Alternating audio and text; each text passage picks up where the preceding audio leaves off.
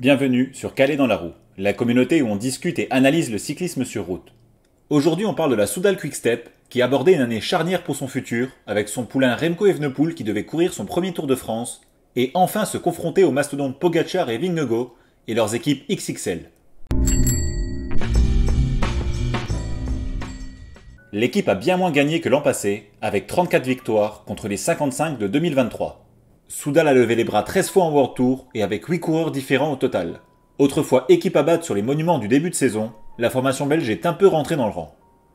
Vainqueur en 2019, Julian Alaphilippe termine 9ème à San Remo cette année.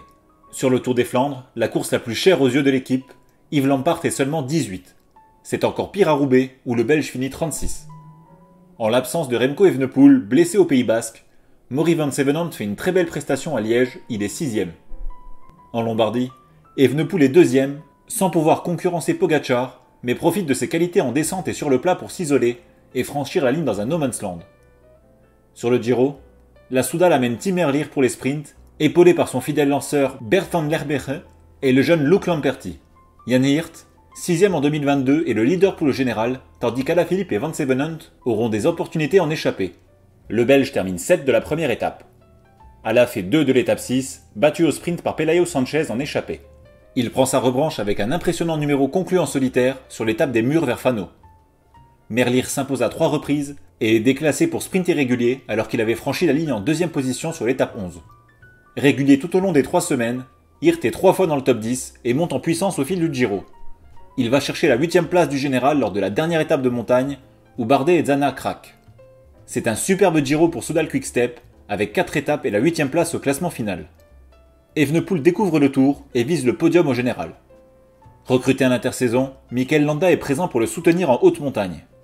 Evenepoel commence bien la grande boucle, avec une 2ème place sur la première étape de montagne et une victoire sur le chrono. Le Belge est constant tout au long des 3 semaines, avec 10 présences dans le top 10, mais ne peut rivaliser avec Vingegaard pour la 2ème place, ce dernier lui étant supérieur en haute altitude. Landa accompagne parfaitement le jeune Belge avec 6 top 10, dont une 4ème place lors de l'étape dantesque vers le plateau de Bay, qui a créé des écarts rarement vus ces 20 dernières années. Soudal et Remco atteignent leur objectif avec un excellent tour conclu à la 3ème place avec une étape et le maillot de meilleur jeune. Landa termine à une belle 5ème place. Sur la Volta, le Basque est le leader de l'équipe et un outsider pour le général après son très bon tour. Van Sevenant est présent pour la chasse aux étapes et se classe 2 fois dans le top 10. Très solide avec notamment un podium d'étape, Landa est 5 au général et en lice pour le podium au matin du 18ème jour de course. Sur une étape vallonnée mais loin de paraître décisive pour le général, Carapace met la pagaille dans le Puerto de Herrera. Tous les leaders peuvent suivre sauf Landa. S'ensuit un imbroglio où les coureurs de la Soudal présents devant mettent beaucoup de temps à attendre leur leader, qui ne peut recoller au groupe des favoris. Finalement, on fera même décrocher Mattia Cataneo, présent dans l'échappée victorieuse à 12 km de l'arrivée, alors que la messe était dite derrière pour Landa. Une stratégie digne des plus belles heures de la Movistar. Heureusement, Landa performe bien sur les 2 étapes de montagne restantes avec 2 de ses 6 top 10 pour remonter au 8ème rang au général. Cataneo fait un très bon contre-la-montre finale à Madrid, 3ème. La Vuelta est correcte, mais laisse un goût d'inachevé sans victoire d'étape avec ce scénario catastrophe pour Landa qui aurait certainement fini 5ème à Madrid si ça avait été mieux géré. Avec l'émergence de Remco, Soudal est plus axé que par le passé sur les courses à étapes. Ce dernier prend la 2ème place de Paris-Nice avec une étape. Landa occupe la même position en Catalogne, loin derrière Pogačar. Ilan van Wilder termine 2 fois 4 sur l'UAE Tour et en Romandie. Sur les classiques, Merlier, Alaphilippe et Paul Magnier terminent tous 2ème, respectivement à La Panne, Saint-Sébastien et à Plouay. Le puncher français est également 3 au Grand Prix de Montréal. Soudal Quick-Step est 3ème du classement UCI, comme l'année précédente. Après 2 saisons sur la dernière marche du podium, Remco grappille une place et devient le numéro 2 mondial. Son début de saison est quasi parfait, avec des victoires au Portugal et une 2ème place à Nice avant sa chute au Pays Basque. Il revient poussivement au Dauphiné, où il gagne le chrono mais ne finit que 7, avant d'être très bon sur le Tour, 3ème avec le maillot blanc et une étape pour sa première participation. Il enchaîne avec 2 titres mémorables au JO de Paris, c'est le premier cycliste à faire le doublé chrono-course en ligne. Evenepoel garde son titre de champion du monde du contre-la-montre et est 5 de la course en ligne et 2 en Lombardie. Sa saison est très aboutie et j'ai hâte de voir sa progression en haute montagne face à Tadej et Jonas en 2025. Avec 16 victoires, Merlier est le coureur qui a le plus gagné derrière Pogačar en 2024. Il commence fort la saison à Oman et s'impose tout au long de l'année comme l'un des meilleurs sprinteurs au top niveau. avec notamment 3 étapes aux Émirats Arabes Unis, 3 en Italie et 1 en Pologne. Le Belge peut même se targuer d'être le meilleur cette saison, puisqu'il a brillamment remporté les championnats d'Europe taillés pour les purs sprinters devant tout le grinta mondial. Il a aussi progressé sur ses capacités de récupération sur 3 semaines, comme en témoignent ses 2 étapes acquises en fin de Giro.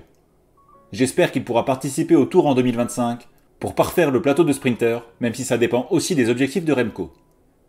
Pas de victoire pour Landa cette saison, mais une grosse régularité au top niveau.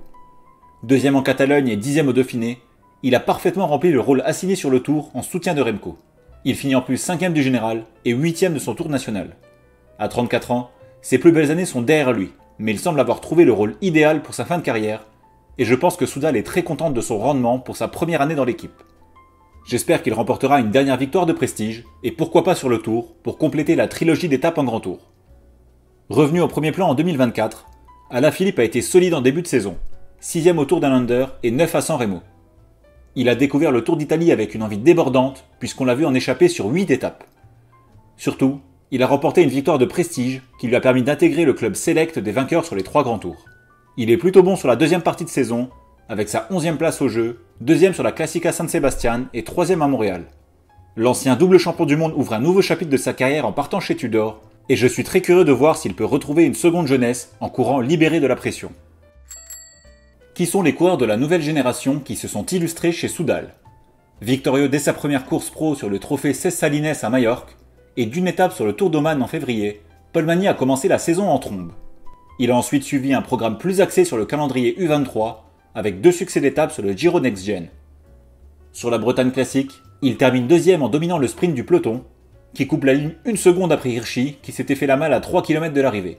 Un super résultat, mais un brin frustrant. Il remporte 3 étapes en Angleterre avec une domination sans partage sur les sprints, avant de connaître une chute dont le bilan est lourd, 36 points de suture, et une grosse commotion cérébrale qui le laisse sans souvenir de la journée et de celle du lendemain. Espérons qu'il récupère correctement pendant l'intersaison et qu'il puisse confirmer ses magnifiques promesses, parce qu'on tient là un sacré sprinter puncher. Varre van Reijloe dispute en 2024 sa première année pro après avoir fait ses classes dans l'équipe de développement de la Soudal. Le Belge occupe un rôle d'équipier en début de saison et son premier résultat significatif a lieu sur le Tour des 11 villes à Bruges où il finit 6 au sprint. Sur les 4 jours de Dunkerque, il part en échappée matinale sur la 4e étape et résiste pour quelques centimètres au retour de Sam Bennett et du peloton pour s'offrir sa première victoire en pro. En fin de saison, lors du Tour du Guanxi, il doit emmener Lamperti pour le sprint, mais ce dernier est enfermé, et Van Reijloe joue sa carte à fond et s'impose sa première en World Tour. Il possède une vraie pointe de vitesse, mais je n'ai pas non plus l'impression que ce soit suffisant pour être un grand sprinter au top niveau. Je le vois plus comme un futur excellent lanceur. 2024 est une très belle saison dans l'ensemble pour la Soudal, je leur donne 7,5 sur 10. D'un côté, les perfs ont été excellentes sur le Giro et en France, mais de l'autre, vraiment décevantes sur les classiques printanières. Ça illustre le changement d'objectif avec l'avènement d'Evenepoel et l'absence de coureurs capables de jouer les premiers rôles sur les pavés. Pour moi, l'équipe est devenue trop dépendante de ce dernier et de Merlier, qui ont décroché 25 des 34 victoires de l'équipe, soit quasiment 75%, c'est énorme. À titre de comparaison, chez Alpecin, qui dépend fortement de Van der Poel et Philipsen, ce ratio n'est que de 50%.